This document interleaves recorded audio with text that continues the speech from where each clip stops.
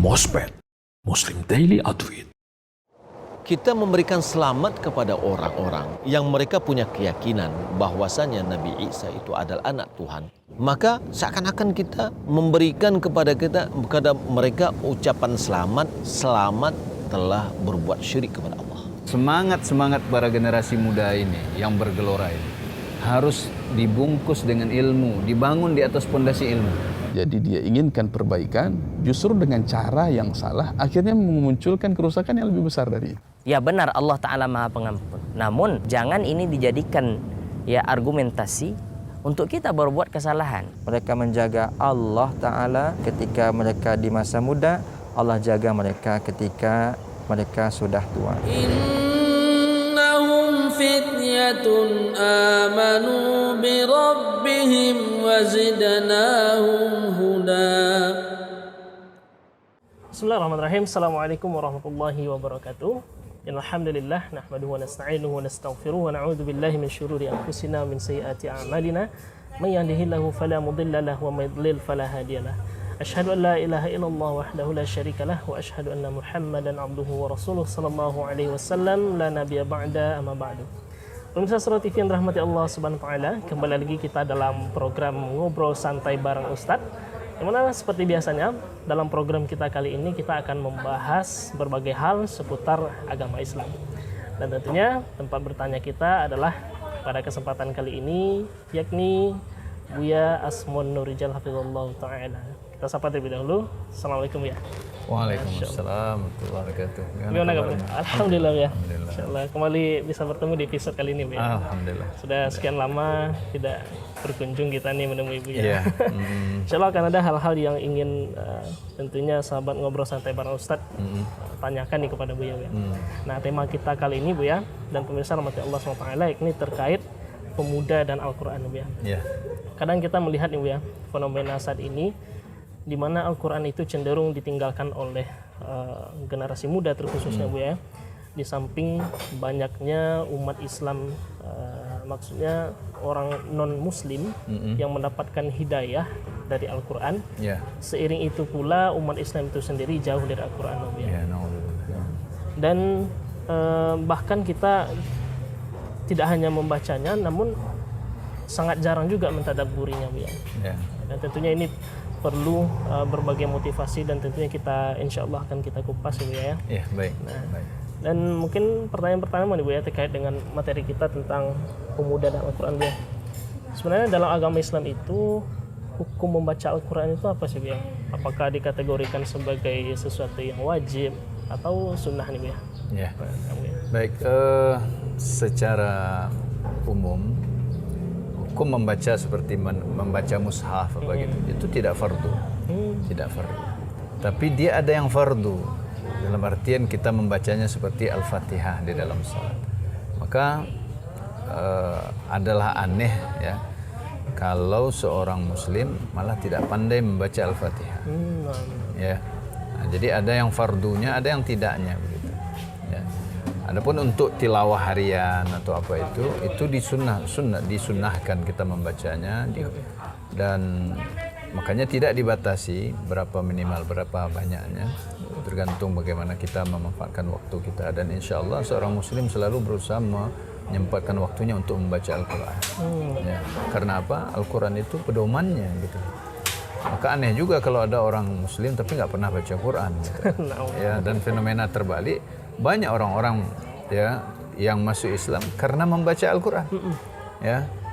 Nah, seperti ada seorang dari Amerika,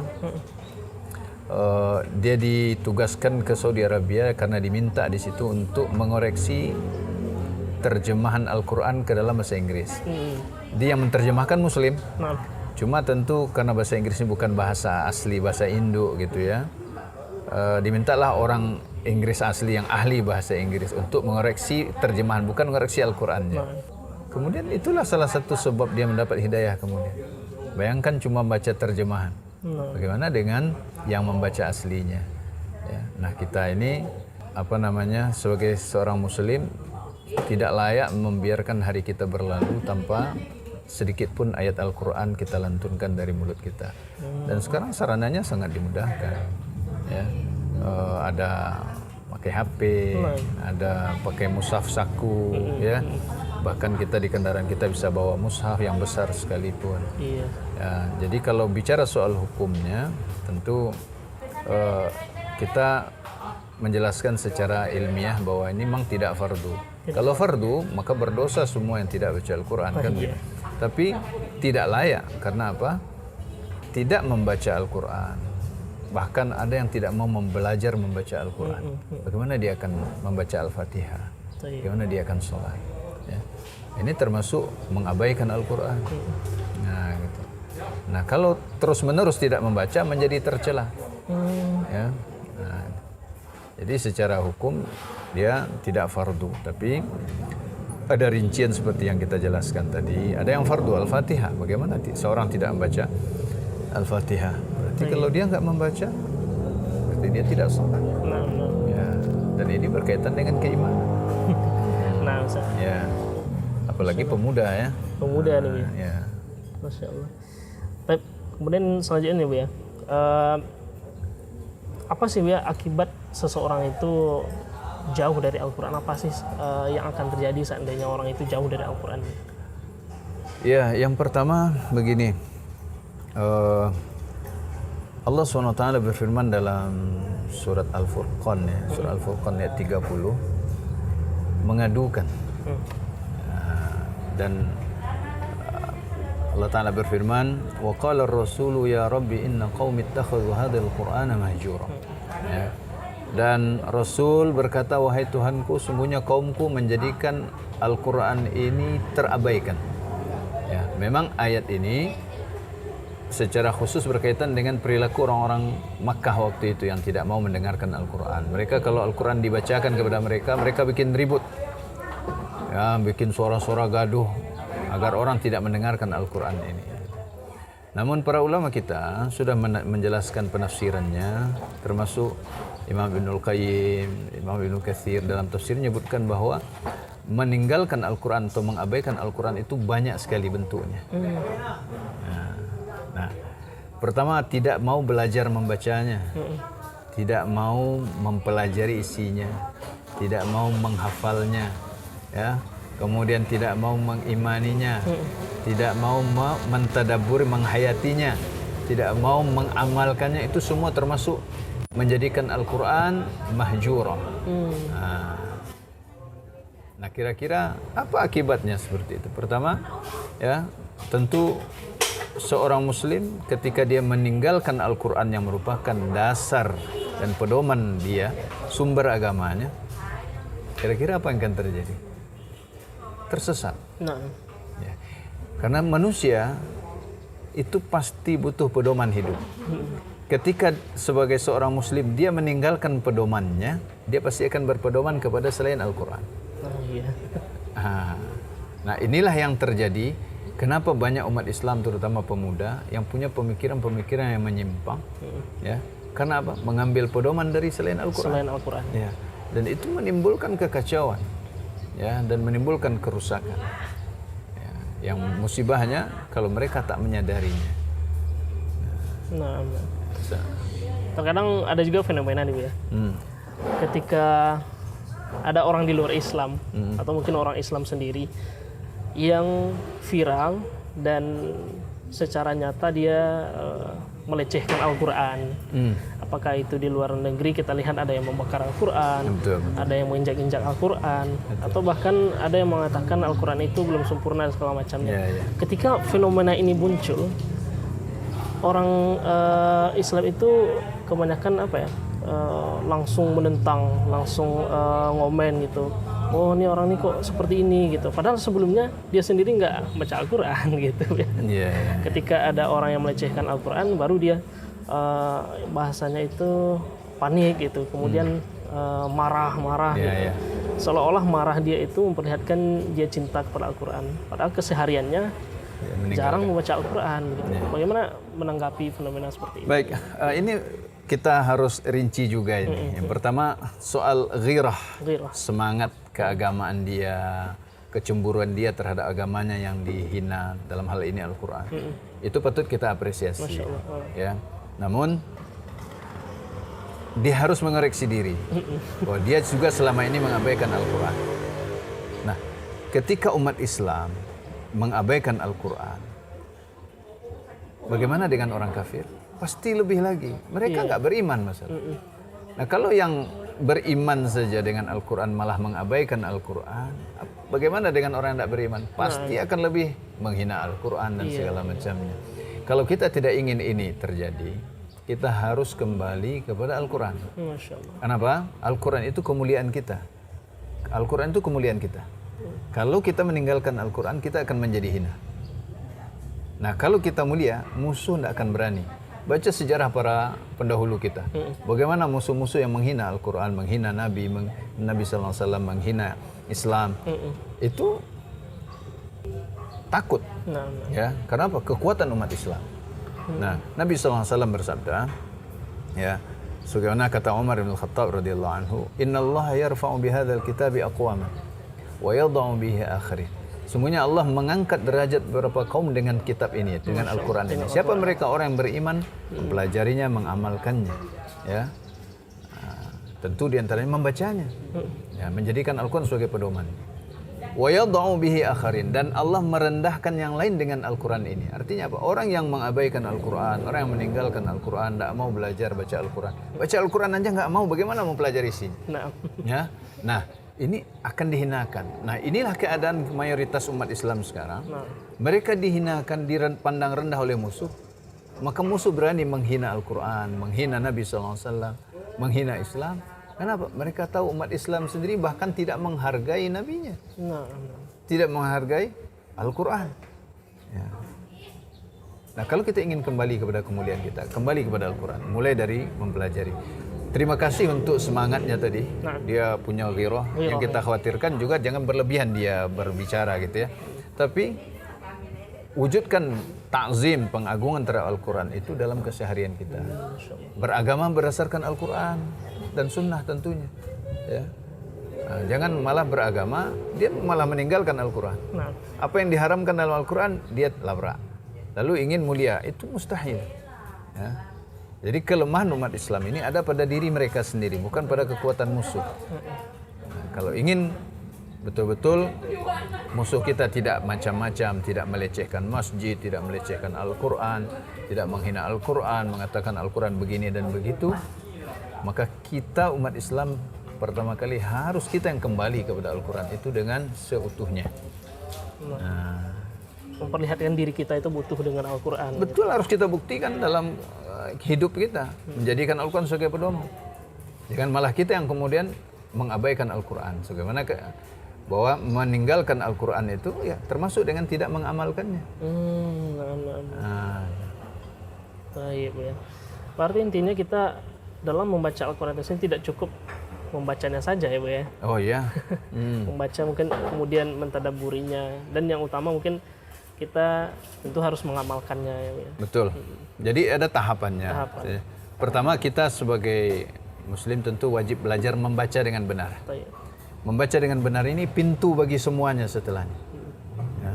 Membaca dengan benar sesuai makharijul huruf, ya, sesuai dengan hukum-hukum tajwidnya. Kemudian memahami isinya, menghafalnya, menghafal dulu. Nah, dan menghafal ini juga tidak wajib. Maka apa yang perlu kita butuhkan dalam ibadah kita hafal. Semakin banyak kita hafal semakin baik.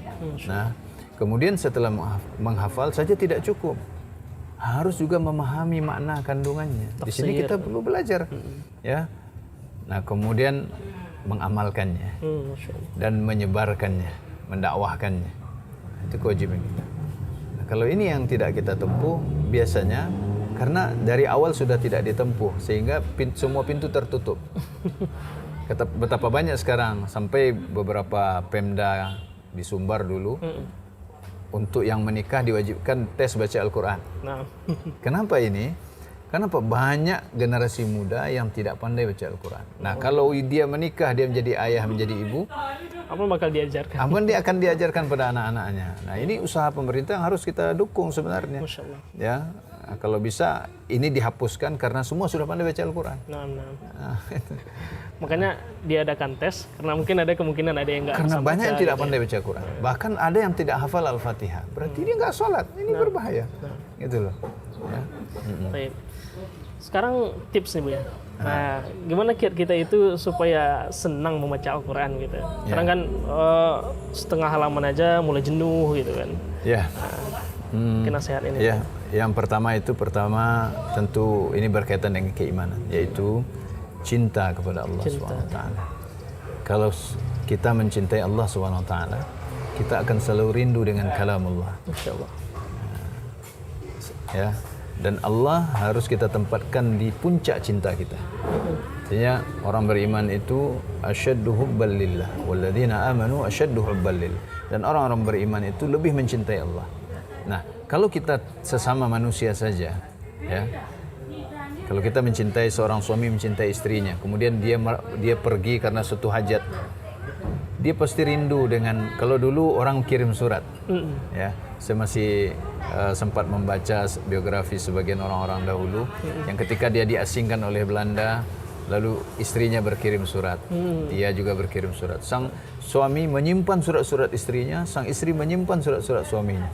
Dan nanti jika rindu dia akan berulang-ulang, bahkan tiap hari dibaca, padahal sudah berulang-ulang dia baca. Kenapa? Karena cintanya. Sehingga setiap kata yang diucapkan orang yang dicintai itu menjadi bermakna baginya. Nah, bagaimana dengan seorang muslim yang menjadikan Allah lebih dia cintai daripada dunia seisinya, bahkan lebih dia cintai daripada orang tua dan anak-anaknya? Apa tidak dia buktikan cintanya dengan membaca kalam Allah? Nah, kecintaan itu akan menjadi penarik yang paling kuat untuk membaca. Nah, agar cinta itu tumbuh, tentu kita belajar akidah. Ya. Kemudian kita akan paham bahwa membacanya pun harus dengan benar. Sebagaimana juga surat manusia, kalau bacanya salah pahamnya. Iya. Ya kan? Nah, kita ketika cinta, kita akan mewujudkan cinta dengan betul-betul belajar bagaimana membacanya dengan benar. Kemudian memahami isinya. Ya. Kemudian kita amalkan. Nah, maka perlu kita belajar menanamkan akidah yang benar sehingga kecintaan kepada Allah itu muncul. Maka cinta akan kalamullah itu pasti muncul. Ya, sehingga ada orang-orang yang tidak nyaman harinya kalau dia belum membaca 1 juz Al-Quran. Ada yang bahkan satu hari membaca 5 juz Al-Quran. Ada yang 10 juz Al-Quran karena kecintaannya kepada Allah SWT. Ingat kisah ada seorang sahabat yang di zaman Nabi SAW kalau mengimami kaumnya, dia baca Al-Ikhlas setiap rakaatnya. Sampai dilaporkan oleh yang lain kepada Nabi SAW. Kemudian ia ditanya oleh Nabi SAW, kenapa engkau melakukan ini? Ya. Kenapa engkau lakukan? Karena aku mencintainya. Gak pernah bosan dengan surat Al-Ikhlas. Kenapa? Di situ adalah tauhid. Ya. Di sana tauhid lengkap ketiga-tiganya itu. Dan tauhid adalah mengesahkan Allah SWT. Cintanya kepada Allah membuat dia mencintai ayat ini, surat ini. Karena betul-betul mewujudkan cinta kepada Allah dengan mentauhidkan Allah Subhanahu wa ta'ala. Masya Allah. Luar biasa nih, Pak. Iya. Pembahasan kita kali ini. Mungkin Anda sedikit flashback nih, Pak ya. Di masa lalu kan bahasannya, Pak. Ketika kita masih ya rada-rada umur SD loh ya. Ya. Biasanya kan mungkin sampai sekarang juga masih ada fenomena khatam Al-Quran. Seolah-olah setelah kita khatam Al-Quran itu memang waktu terakhir kita untuk baca Al-Quran.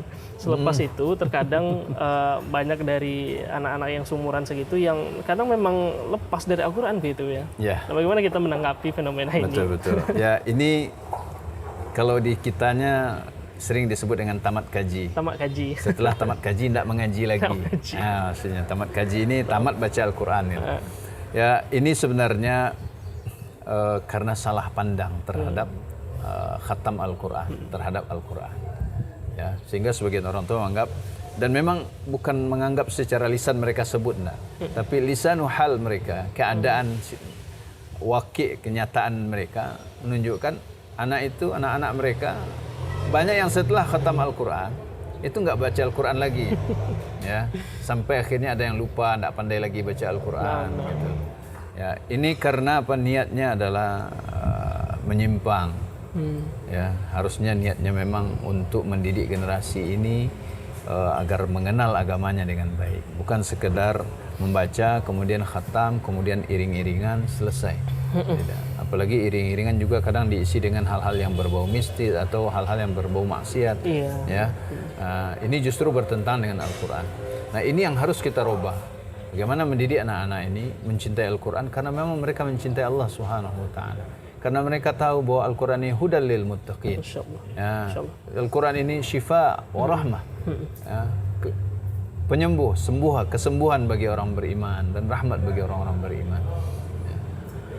Dia petunjuk, dia adalah pedoman bagi kita dan rahmat bagi kita. Ya. Maka akidah yang benar itu yang harus ditanamkan tentang Al-Quran. Nah, sehingga dia bukan sebuah kegiatan yang diakhiri dengan sebuah seremonial. Ya, berarti sudah tamat kaji, sudah selesai. Sementara dia belum paham isinya, baru di tahap awal. Sebatas membaca. Ya.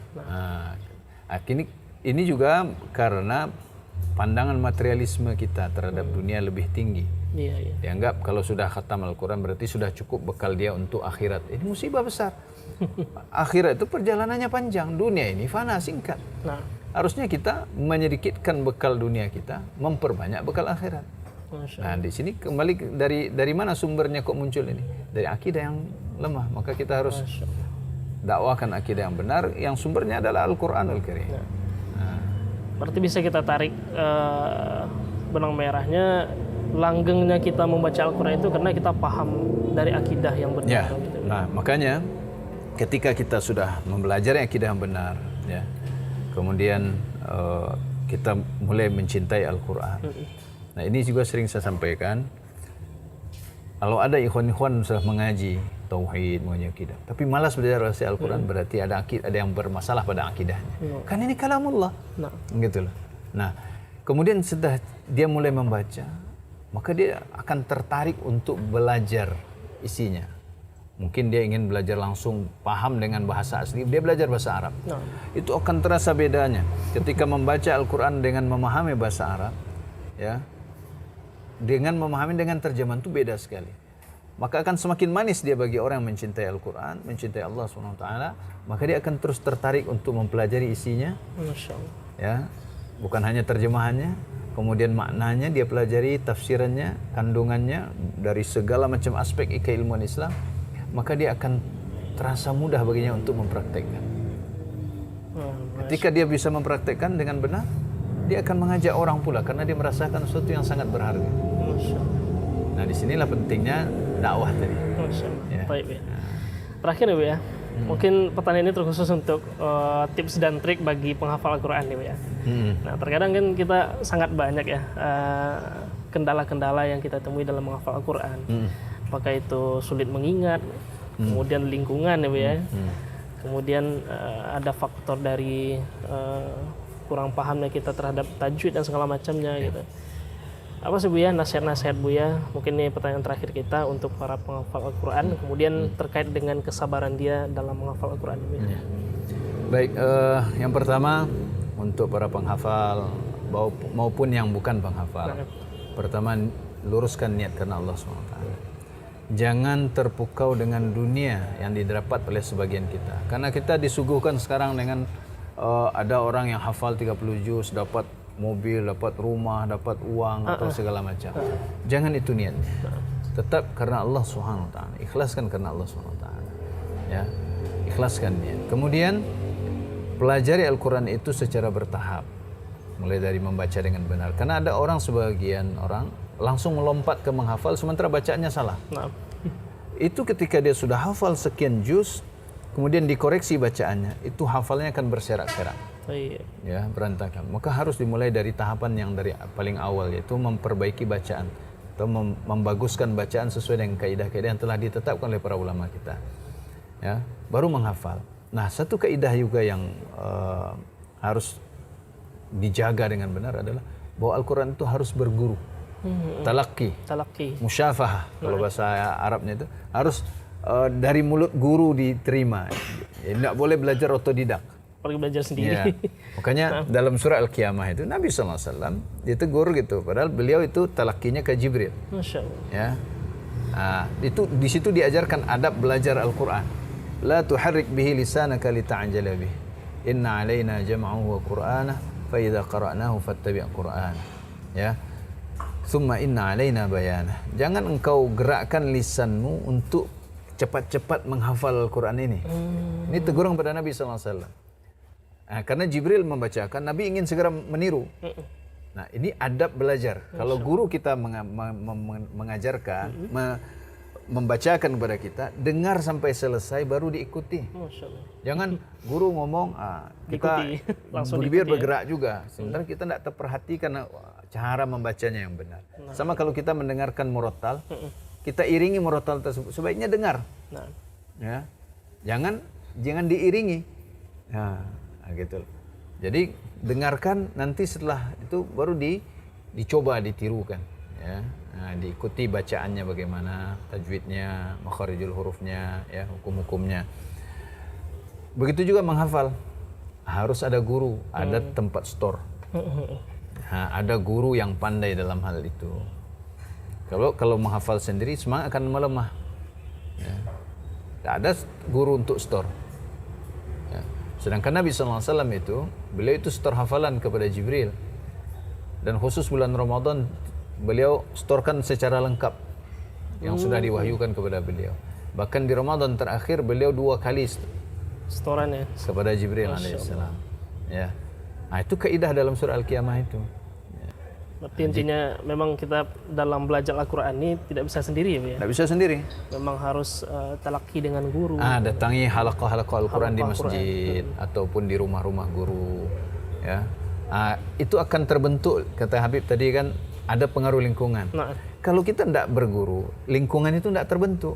Tapi kalau kita datang ke halaqah Al-Quran di masjid atau di rumah guru atau di tempat yang disepakati, itu kan berkumpul dengan teman-teman. Nah, di situ ada lingkungan yang kondusif, satu visi ya, dan kondusif mendukung kita. Ya, maka sekarang ada banyak dibuat pondok-pondok tahfidz, baik putra maupun putri. Kemudian ada juga dibuat halaqah-halaqah di masjid-masjid.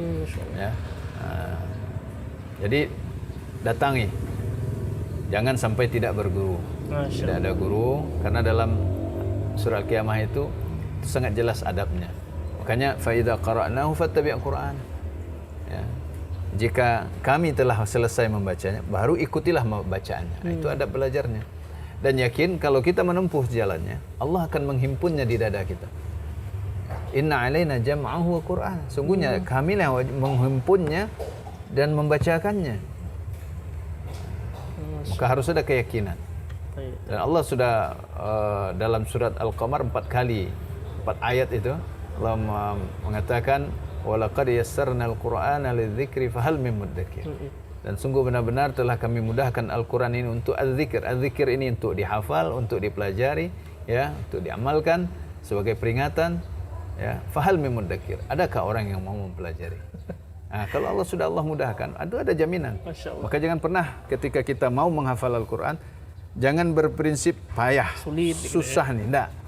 Allah sudah menjamin. Maka wajib kita imani bahwa Al-Quran ini mudah untuk dihafal. Ya. InsyaAllah. Tapi pemirsa rahmati Allah SWT, pemirsa ngobrol santai bareng Ustaz dimanapun berada, sangat banyak faedah yang bisa kita ambil pada hari ini tentunya. Semoga berbagai nasihat yang disampaikan oleh Buya kita, Buya Asmaul Rijal Hafizahullah Ta'ala, kali ini bisa memotivasi kita untuk bisa istiqomah dalam membaca Al-Quran, kemudian mempelajarinya, mentadabburinya, dan yang terakhir yakni mengamalkan dan mengajarkan Al-Quran. Dan pemirsa dimanapun berada, semoga kita bisa kembali bertemu di episode selanjutnya. Kembali kita menggali seputar agama Islam dan tentunya sangat menginspirasi bagi pemuda Islam dimanapun berada. Dan marilah kita akhiri pertemuan kita kali ini dengan mengucapkan doa kafaratul majelis. Subhanakallahumma bihamdika asyhadu an la ilaha illa anta astaghfiruka wa atubu ilaik. Assalamualaikum warahmatullahi wabarakatuh. Barakallahu fiikum. Assalamualaikum warahmatullahi wabarakatuh. Syukran ya. Afwan.